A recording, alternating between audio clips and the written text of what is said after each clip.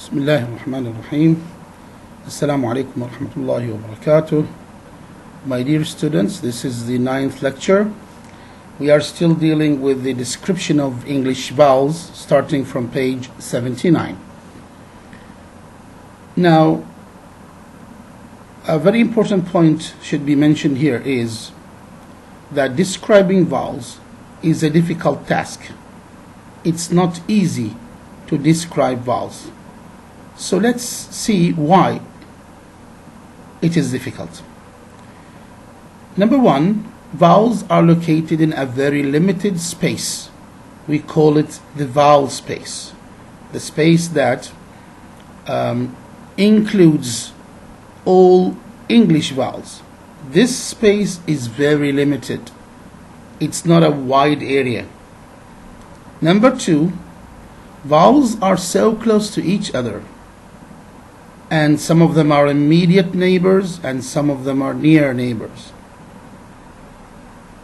Their positions inside the vowel space are very close. Number three, they share similar features, so they are easily misperceived and misproduced for one another. Because they are located in a limited space and they are neighbors and so close to each other, they definitely share similar features, and they only differ in one point. For example, E and E, both of them are front, both of them are high vowels, both of them are rounded, but they have a very small difference, which is that long E is higher than short E. So it is they are easily changed or interchanged one for another. Number four, there are accent differences in vowels more than in consonants. So if we, for example, look at differences in RP English and General American English, we are going to see that the variations between these two accents of English are very much noticeable in vowels more than in consonants. For example, the vowel O in RP English is pronounced O in American English. So in British English we say hot, in American English we say hot, hot. So there are differences, various differences between or among accents of English. Now, vowels in English are divided into types. The first type is called pure, simple, or monophthong vowels. So what do you mean by pure, simple, monophthong? These vowels are called pure or simple vowels because they are fixed. It means they remain in their positions and they do not glide from one vowel position to another. So if we have a look at this vowel, for example, long E, we are going to see that there is no movement from this vowel position to another position. For example, here, here, here. No movement.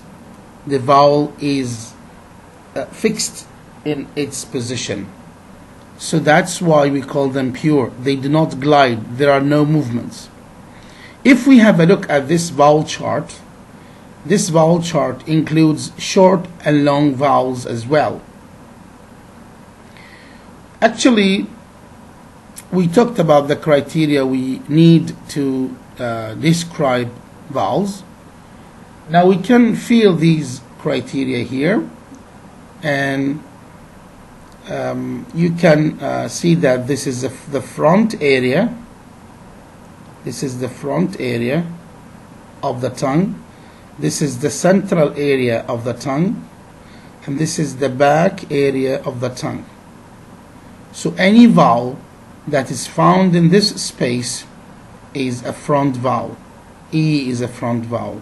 is a front vowel, while the schwa, and are central vowels. They are in the center of the mouth. When we pronounce these vowels, the central area of the tongue are the highest inside the mouth. The same is true for back vowels. Oo, o, o. These vowels are back vowels because when we pronounce them, the back area of the tongue are the highest inside the mouth. Now we talked about the tongue advancement. Let's have an idea about tongue height. Tongue height. When the tongue is close, that is high inside the mouth, the tongue is high, we have high vowels or closed vowels. These are high vowels because they are pronounced when the tongue is high inside the mouth. The same is true for mid vowels. These are mid vowels. They are pronounced when the tongue is in mid position.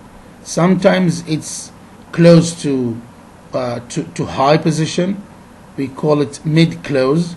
Sometimes it's closer to the open position. We call it mid open. So they are mid vowels. These are mid vowels.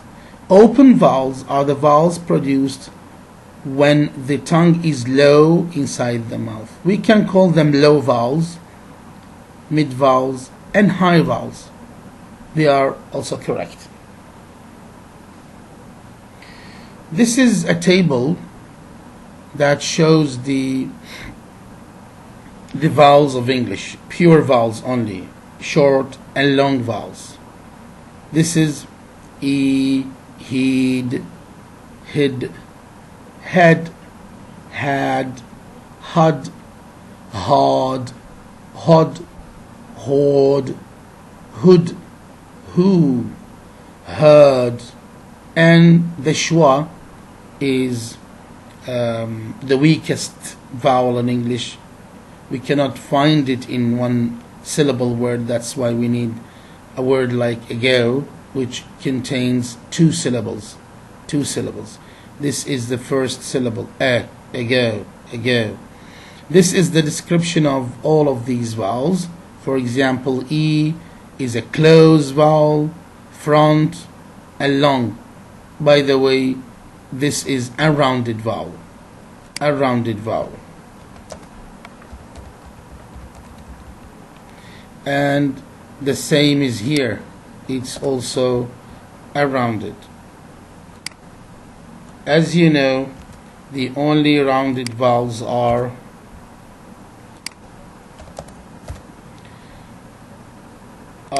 O,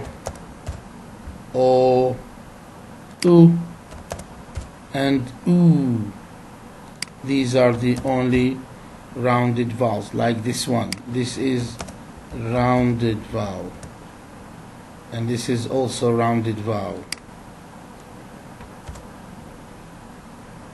I don't think that the distinction of long short vowel is a basic one here. On the contrary, we need to show lips rounding or lips rounding or unrounding here instead of short and long vowel. Anyway, this is better. So E is a closed front unrounded vowel, while O, for example, is an open vowel, is a back vowel, rounded vowel, rounded, because we have lips rounding in this case.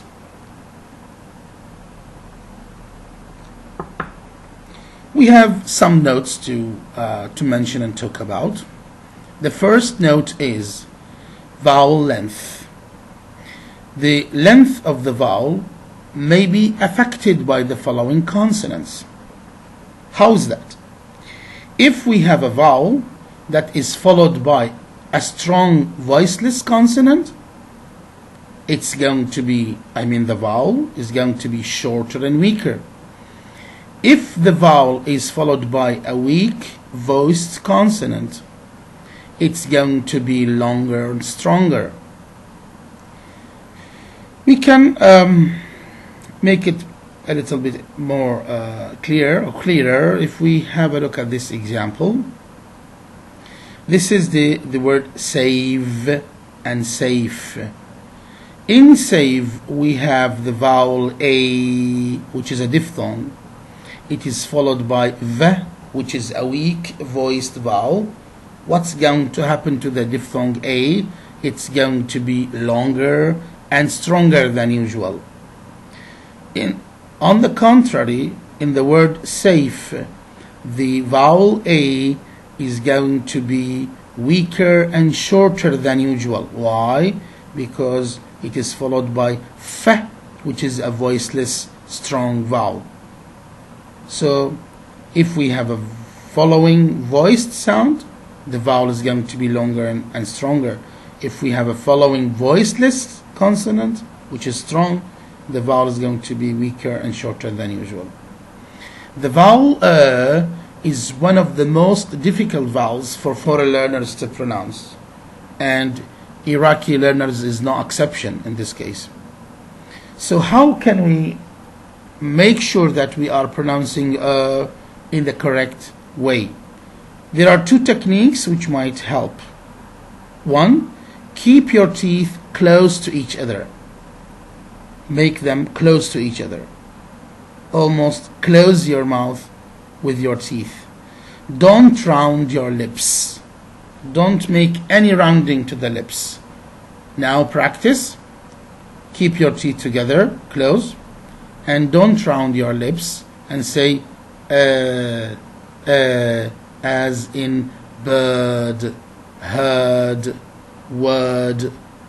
Okay? This is the best way to pronounce in the correct way. Now we come to the schwa.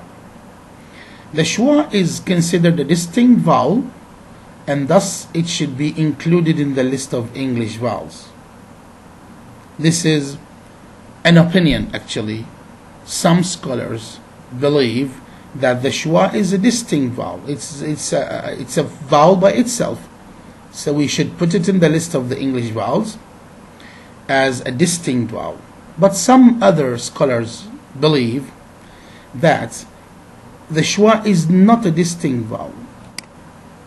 Not a distinct vowel.